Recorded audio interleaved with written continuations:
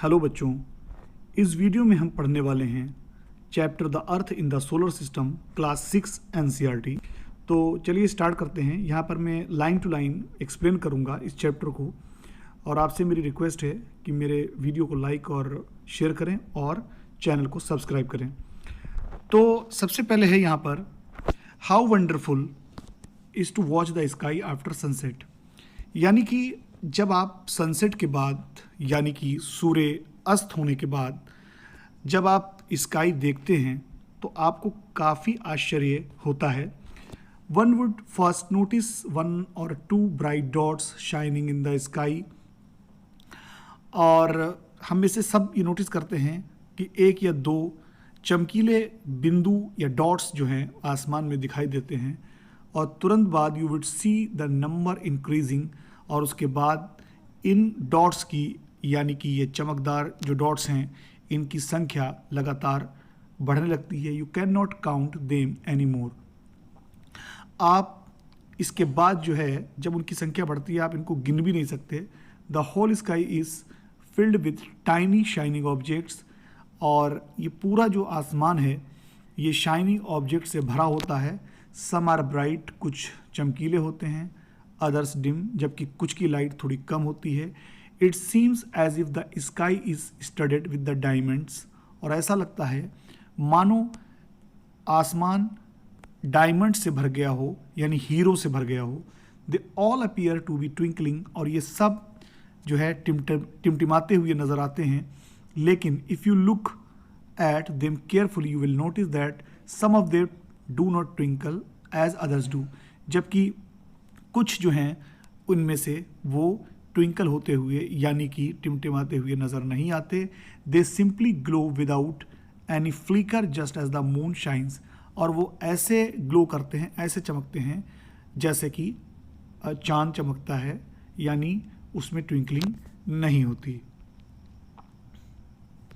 Along with these bright objects, इन चमकीले objects के साथ साथ you may also see the moon on most of the sky, यानी कि इसके अलावा आप ज़्यादातर दिनों में जो है वो ये देखते हैं कि मून भी चमकता है। It may however appear at different times in different shapes and at different positions, और ये जो है अलग अलग टाइम पे अलग अलग शेप का और अलग अलग जगह पे दिखाई देता है। You can see the full moon only at once in about a month's time, और आप पूरा चांद महीने में सिर्फ एक बार ही देख पाते हैं। It is full moon night और पूर्णिमा, इसको हम कहते हैं फुल मून नाइट, या हम इसको हिंदी में पूर्णिमा भी कहते हैं। ए फोर्टनाइट लेटर, यानी 14 दिनों के बाद you can not see it at all, आप इसको नहीं देख पाते हैं। It is a new moon night और अमावस्या, ये जो है अमावस्या की रात होती है, यानी कि न्यू मून की रात होती है। ऑन दिस डे, इस दिन में you can watch the night sky best, और इस रात को आप जो है आसमान को जो है बहुत अच्छे से देख सकते हैं, provided it is a clear night. लेकिन शर्त यह है कि रात बिल्कुल साफ़ होनी चाहिए, यानी बादल नहीं होना चाहिए, आसमान बिल्कुल साफ़ होना चाहिए। Do you wonder why can't we see the moon and all those bright tiny object during day time, क्या आपने कभी सोचा कि क्यों हम जो है मून को और दूसरे चमकीले जो यानी सितारे वगैरह होते हैं, तारे वगैरह होते हैं, उसे डे टाइम में नहीं देख पाते?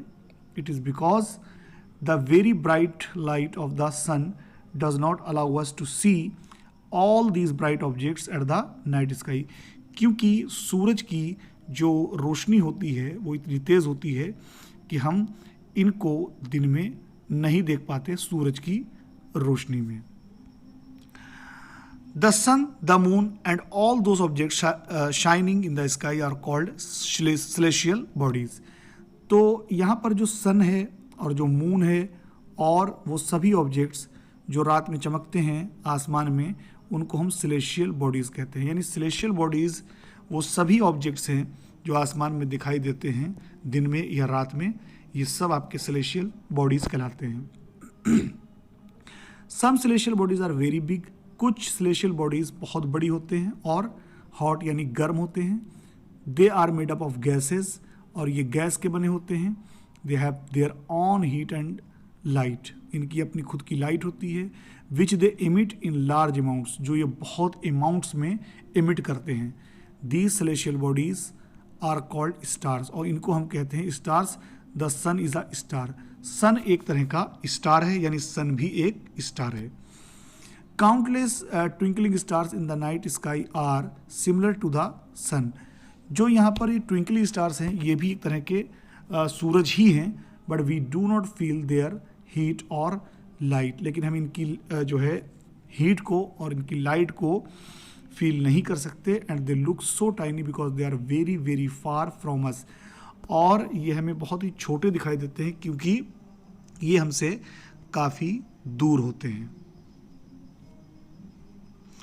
You must have noticed that all objects look smaller when seen from a distance।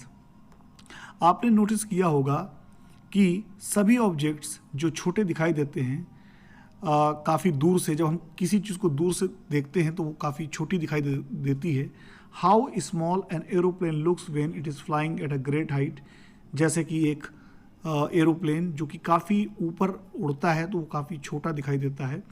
While watching the night sky, जिस वक्त हम जो है रात के आसमान को देख रहे होते हैं, you may notice various patterns found by different groups of stars, तो आपने देखा होगा कि हमें स्टार्स यानी कि सितारों के बहुत सारे पैटर्न्स दिखाई देते हैं।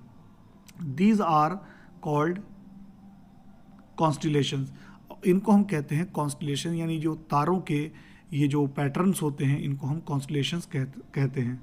अर्सा मेजर और big bear is one such constellation, Ursa Major जिसको हम बिग बियर भी कहते हैं इसी तरह का एक कॉन्स्टिलेशन है। One of the most easily recognizable constellation is the Saptarishi, इनमें से एक जो आपका रिकॉग्नाइजेबल कॉन्स्टिलेशन है यानी जिस जाना पहचाना वो आपका सप्तऋषि कहलाता है, यानी ऋषि sages. It is a group of 7 stars, ये 7 सितारों का एक ग्रुप है that forms a part of Ursa Major और अर्सा मेजर कॉन्स्टिलेशन। जो एक अर्सा मेजर जो कॉन्स्टिलेशन है उसका एक पार्ट है, यानी उसका एक हिस्सा बनाता है, यानी उसका एक हिस्सा है। Ask someone elder in your family और neighbourhood to show you more stars, आप अपने किसी बड़े से कह सकते हैं कि वो आपको इसी तरह के पैटर्न दिखाए। Planets and constellations in the sky, इस तरह के कॉन्स्टिलेशंस या प्लैनेट्स जो है दिखाने के लिए आप अपने किसी बड़े से जो इसकी जानकारी रखता है उससे पूछ सकते हैं। In ancient times people use to determine directions during the night with the help of stars, पुराने समय में लोग जो है डायरेक्शंस यानी कि दिशा जो है जानने के लिए रात में इन्हीं स्टार्स की हेल्प लिया करते थे। The north star indicates the north direction, जो नॉर्थ स्टार है वो आपका नॉर्थ डायरेक्शन जो है वो बताता है। It is also called the pole star, इसको हम पोल स्टार भी कहते हैं। It always remains in the same position in the sky, ये हमेशा अपने सेम पोजीशन पर रहता है स्काई में। We can locate the position of the pole star with the help of the Saptarishi, हम सप्तऋषि की हेल्प से पोल स्टार की पोजीशन को पता लगा सकते हैं। Look at figure 1.1, you will notice that if an imaginary line is drawn joining the pointer stars and extended further, it will point to the pole star। जैसे कि यहाँ पर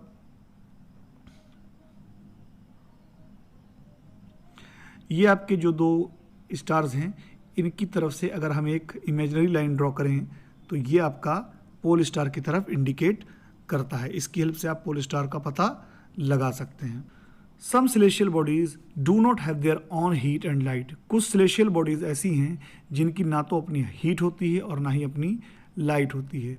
दे are lit by the light of the stars, ये star की light से ही चमकते हैं। Such bodies are called planets, और इन बॉडीज़ को हम प्लैनेट्स कहते हैं।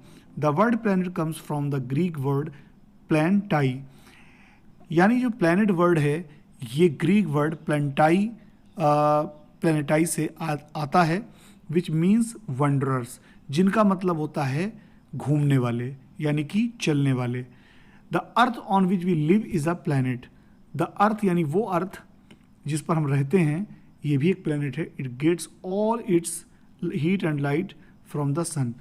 यहाँ पर जो भी लाइट और हीट आती है वो हमारे सन से आती है, which is our nearest star, जो कि हमारा सबसे करीबी स्टार है। If we look at the earth from a great distance, अगर हम अपनी अर्थ को एक बहुत ही दूर डिस्टेंस से देखें, से द मून, जैसे कि जितना मून है, it will appear to be shining just as the moon, ये बिल्कुल मून की तरह ही यानी चांद की तरह ही चमकता हुआ दिखाई देगा। The moon that we see in the sky is a satellite. Moon जिसको हम देखते हैं आसमान में, ये एक सैटेलाइट है। It is a companion of our earth and moves around it, और ये हमारे ज़मीन यानी हमारी अर्थ का एक कंपेनियन है यानी एक साथी है, जो इसके चारों तरफ यानी अर्थ के चारों तरफ घूमता है। Like our earth there are 7 other planets and get heat and light from the sun. हमारे अर्थ की तरह 7 और प्लैनेट हैं जो कि हीट और लाइट सन से प्राप्त करते हैं। Some of them have their moons too, इनमें से कुछ ऐसे हैं जिनके अपने खुद के मून भी हैं। यहाँ पे इंटरेस्टिंग फैक्ट दिया है, जुपिटर यानी बृहस्पति, सैटर्न यानी कि शनि और Uranus have rings around them, इनके चारों तरफ जो है रिंग्स होती हैं, यानी कि एक तरह का जिस तरह से जो है सैटर्न के चारों तरफ है, सैटर्न के चारों तरफ एक काफ़ी बड़ी रिंग है, जो कि हमें अक्सर हमने उसको जो पिक्चर देखा होगा तो रिंग से ही उसको दिखाया जाता है। अब हम बात करते हैं सोलर सिस्टम की। सन और 8 प्लैनेट्स यानी जो सूरज और 8 प्लैनेट जो हैं, और साथ में सैटेलाइट्स और कुछ छोटे छोटे सेलेस्टियल बॉडी जिनको हम एस्टेरॉइड्स और मीटरॉइड्स कहते हैं, ये जो हैं वो हमारे सोलर सिस्टम का निर्माण करते हैं। Form the solar system. We often called it a solar family, इसको हम सोलर फैमिली कहते हैं, with the sun as its head, और सन को हम इसका एक तरह का हेड कहते हैं यानी मुखिया कहते हैं। सबसे पहले हम बात करेंगे, यहाँ पर जो ये फिगर दिया हुआ है, तो यहाँ पर ये सोलर सिस्टम की एक पिक्चर दिखाई गई है। यहाँ पर जो हमारा सन जो है वो आपका सेंटर में है, और पहला जो हमारा प्लैनेट है वो हमारा मरकरी है, उसके बाद हमारा वीनस है, उसके बाद अर्थ, फिर उसके बाद मार्स है, फिर उसके बाद जुपिटर है, और इसी तरीके से फिर हमारा जो है सैटर्न है, फिर यूरेनस है, और लास्ट में हमारा नेपच्यून है। इनके बारे में कुछ जो है फैक्ट्स दिए हुए हैं।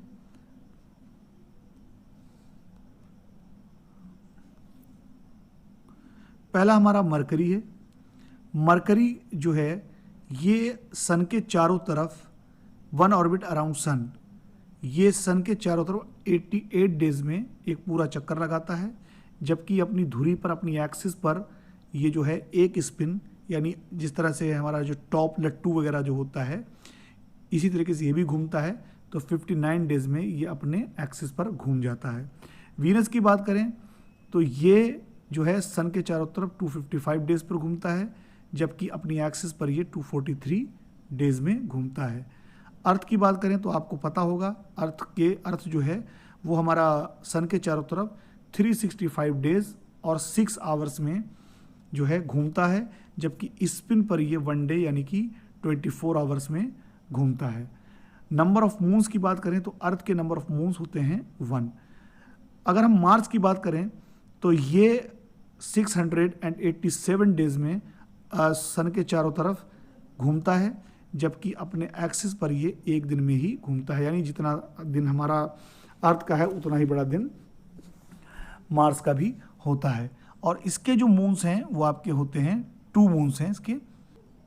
अगर हम जुपिटर की बात करें तो जुपिटर जो है वो सन के चारों तरफ यानी 11 ईयर्स 11 मंथ्स अबाउट 12 ईयर्स, यानी कि 11 साल 11 महीने में ये एक पूरा चक्कर लगाता है, 1 स्पिन ऑन एक्सिस, और इसका जो है एक्सिस पर जो एक स्पिन है इसका, यानी एक्सिस पर जो ये घूमता है वो 9 घंटे 56 मिनट्स में घूमता है। नंबर ऑफ मून्स इसके लगभग 53 इसके मून्स हैं। सैटर्न की अगर हम बात करें तो सैटर्न जो है वो सन के चारों तरफ 29 ईयर्स 5 मंथ्स में घूमता है, जबकि अपने एक्सिस पर ये 10 आवर्स 40 मिनट्स यानी 10 घंटे 40 मिनट में ये अपने स्पिन पर यानी अपनी एक्सिस पर घूम जाता है, और इसके नंबर ऑफ मूव्स लगभग 53 होते हैं। यूरेनस की अगर हम बात करें तो यूरेनस जो है सन के चारों तरफ एक चक्कर लगभग 84 सालों में लगाता है, और जबकि अपने एक्सिस के अराउंड ये 17 घंटे 14 मिनट में घूम जाता है, और इसके नंबर ऑफ मूव्स की बात करें तो ये लगभग 27 होते हैं। अगर हम बात करें नेपच्यून की तो ये सन के चारों तरफ लगभग 164 ईयर्स में जो है घूमता है, और अपने एक्सिस पर ये 16 घंटे 7 मिनट में घूम जाता है, और इसके नंबर ऑफ मून्स 13 होते हैं। तो ये आपकी जो है इन प्लैनेट्स के बारे में कुछ फैक्ट्स थे। अब हम बात करते हैं सन के बारे में। सन की अगर बात करें, सन जो है वो हमारे सोलर सिस्टम का एक सेंटर है। ये बहुत बड़ा है, it is huge and made up of extremely hot gases, और ये बहुत ही गर्म गैसों का बना हुआ है। It provides the pulling force that binds the solar system, यानी जो मेन ग्रेविटेशनल फोर्स है, तो ये जो फोर्स है वो ये सन ही प्रोवाइड कराता है सोलर सिस्टम को। इस ग्रेविटेशनल फोर्स की वजह से ही सारे प्लैनेट्स जो हैं वो इस सोलर सिस्टम के अंदर बंधे हुए हैं। The sun is the ultimate source of heat and light, और सन जो है वो आपका आखिरी यानी कि एक मेन सोर्स है हीट और लाइट का for the solar system, but that tremendous heat is not felt so much by us because despite being our nearest star, it is far away from us. The sun is about 150 million kilometer away from the earth. लेकिन इसकी extreme heat और light को हम इसलिए महसूस नहीं कर पाते क्योंकि ये हमसे काफ़ी दूर है।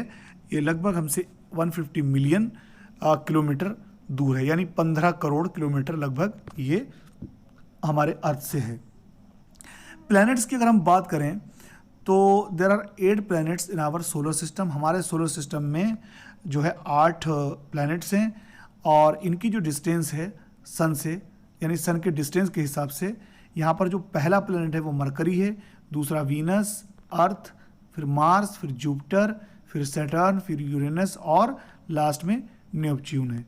और यहाँ पर इसको मेमोराइज करने के लिए हम जो है एक सेंटेंस के हिसाब से हम इसको याद कर सकते हैं, जैसे my very efficient mother just served us nuts. तो माई यहाँ पर एम फॉर जो है Mercury, V for Venus, E for Earth, mother for यानी M for Mars, just J for Jupiter, served S for Saturn, और U for Uranus and N for Neptune. अगर हम बात अर्थ की करें तो अर्थ जो है तीसरा सबसे करीबी प्लैनेट है, और in size it is the 5th largest planet, और साइज़ के हिसाब से देखें तो ये 5वां सबसे बड़ा ग्रह है यानी कि planet. It is slightly flattened at the poles. ये पोल पर थोड़ा सा फ्लैटेंड है यानी दबा हुआ है। That is why its shape is described as a geoid. Geoid means earth like shape, इसी लिए इसको हम जियोइड कहते हैं। जिस तरह से एग होता है, एग शेप का ही जो है हमारी अर्थ एक शेप की है। और यहाँ पर जो कंडीशंस हैं वो सारी की सारी कंडीशंस लाइफ को सपोर्ट करने वाली हैं, और condition favourable to support life are probably found only on the earth. यानी अर्थ एक ऐसा प्लैनेट है अकेला जिस पर लाइफ को सपोर्ट करने वाली कंडीशंस मौजूद हैं। The earth is neither too hot nor too cold.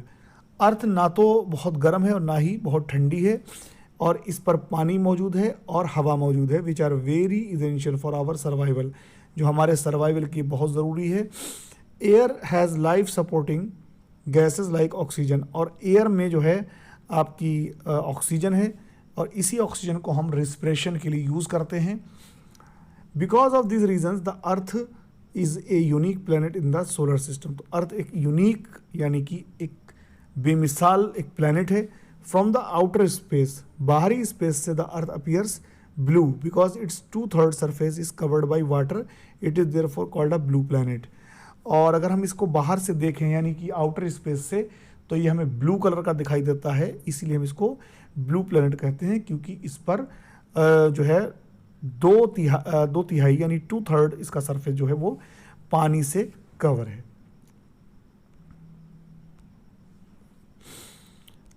आपको ये पता होगा कि light travels at the speed of 3 lakh kilometre per second, yet even with this speed the light of the sun takes about 8 minutes to reach the sun.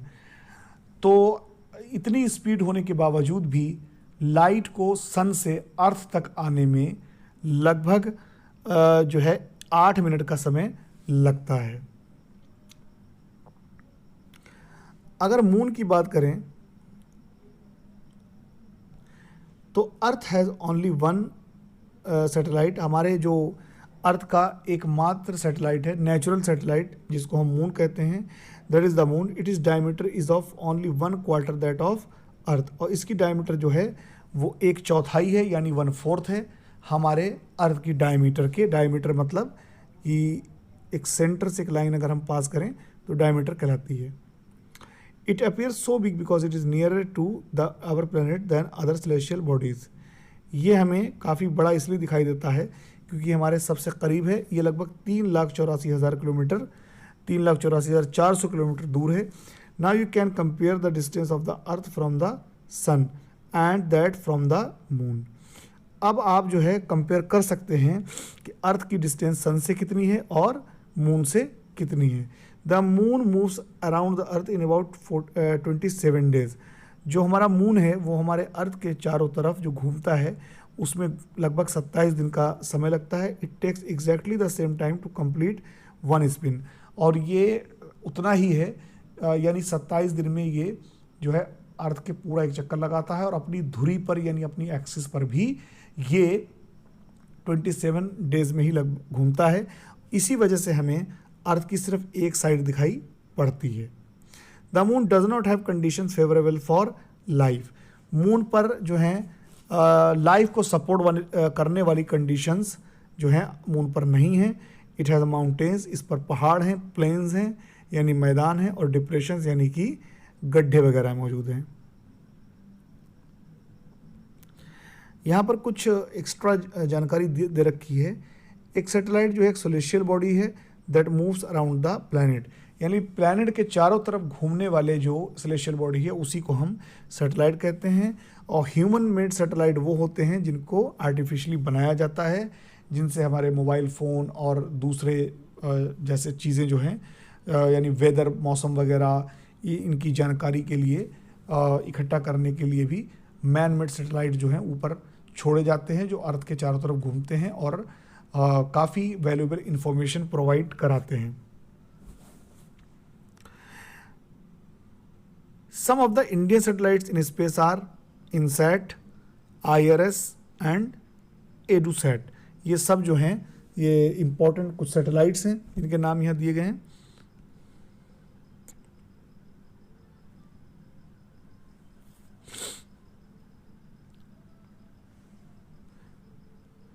यहाँ पर एक जो है ये ह्यूमन मेड सैटेलाइट के बारे में दिखाया गया है कि किस तरीके से ये एक रॉकेट जो है एक सैटेलाइट को लेके जाता है और उसके बाद ये जो रॉकेट है ये सैटेलाइट को छोड़ देता है और बाकी सैटेलाइट जो है जब वहाँ पर फ्री हो जाता है तो ये घूमने लगता है और जो रॉकेट है वो नष्ट हो जाता है।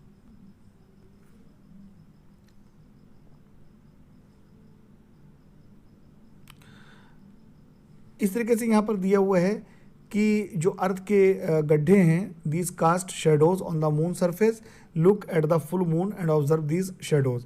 तो आपको जो धब्बे दिखाई देते हैं मून पर, ये एक्चुअली में मून पर मौजूद जो गड्ढे होते हैं ये उसी की वजह से दिखाई देते हैं।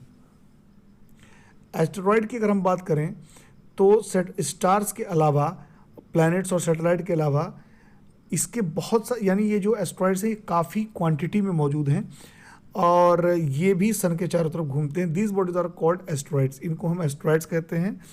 They are found between the orbits of Mars and Jupiter, ये जो है मार्स और जुपिटर के बीच में पाए जाते हैं। Scientist are of the view that asteroids are parts of a planet which exploded many years back. Scientist ये मानते हैं कि शायद ये एस्ट्रॉइड जो हैं वो किसी ऐसे प्लैनेट के पार्ट्स हैं जो काफ़ी सालों पहले एक्सप्लोड हो गए यानी नष्ट हो गए।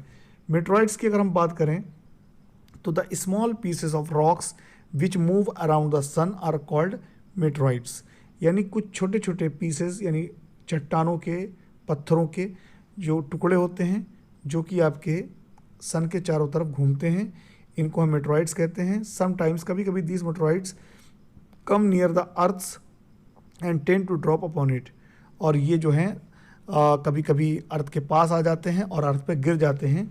During this process due to friction with the air they get heated up and burn, और जब ये अर्थ के एटमॉस्फेयर में इंटर करते हैं तो फ्रिक्शन की वजह से यानी हवा की रगड़ की वजह से ये इतने गर्म हो जाते हैं कि ये जल जाते हैं।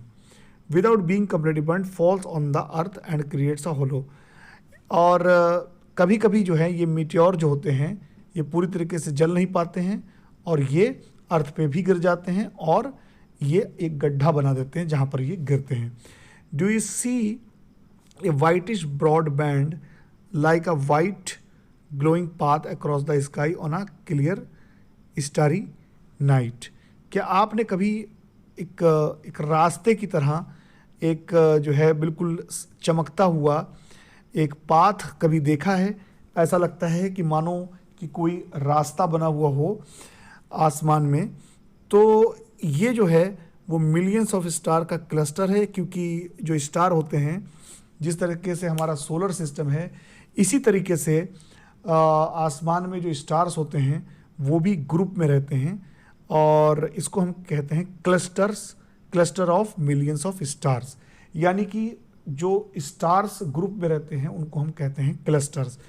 तो हमारा जो सोलर सिस्टम है ये भी एक जो है क्लस्टर यानी कि ये जो स्टार्स का क्लस्टर है इसका एक पार्ट है जिसको हम कहते हैं गैलेक्सी, यानी कि clusters of stars is called Galaxy, यानी जहाँ पर बहुत सारे सितारे एक साथ रहते हैं उसको हम गैलेक्सी कहते हैं। और हमारा सोलर सिस्टम भी इसी तरह की गैलेक्सी का एक पार्ट है और इस गैलेक्सी को हम कहते हैं मिल्की वे गैलेक्सी, यानी जो हमारी गैलेक्सी है जिसमें हमारा सूरज मौजूद है इसको हम मिल्की वे गैलेक्सी कहते हैं।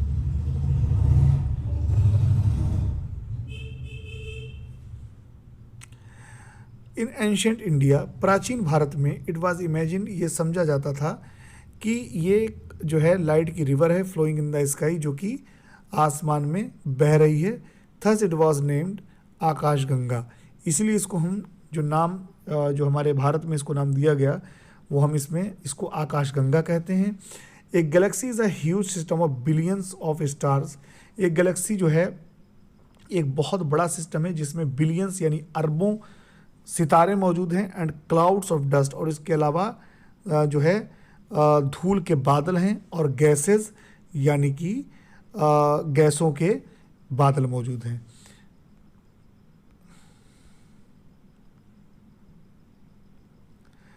There are millions of such galaxies, इस तरह की जो हैं करोड़ों जो हैं गैलेक्सीज मौजूद हैं जो कि हमारा यूनिवर्स बनाते हैं। ये it is difficult to imagine how big the universe is, और ये बहुत मुश्किल है ये पता लगाना कि हमारा यूनिवर्स कितना बड़ा है। Scientist are still trying to find out more and more about it, scientist अब भी पता लगाने की कोशिश कर रहे हैं कि ज़्यादा से ज़्यादा यानी कि इसके बारे में पता लगाने की कोशिश कर रहे हैं कि हमारा यूनिवर्स कितना बड़ा है। We are not certain about it size, हम इसके बारे में यानी यूनिवर्स के साइज़ के बारे में हमें कुछ नहीं पता है, हम यानी निश्चित नहीं हैं। But we know that all of us, you and I, belong to this universe, लेकिन हमें इतना पता है कि हम इसी यूनिवर्स का एक पार्ट हैं।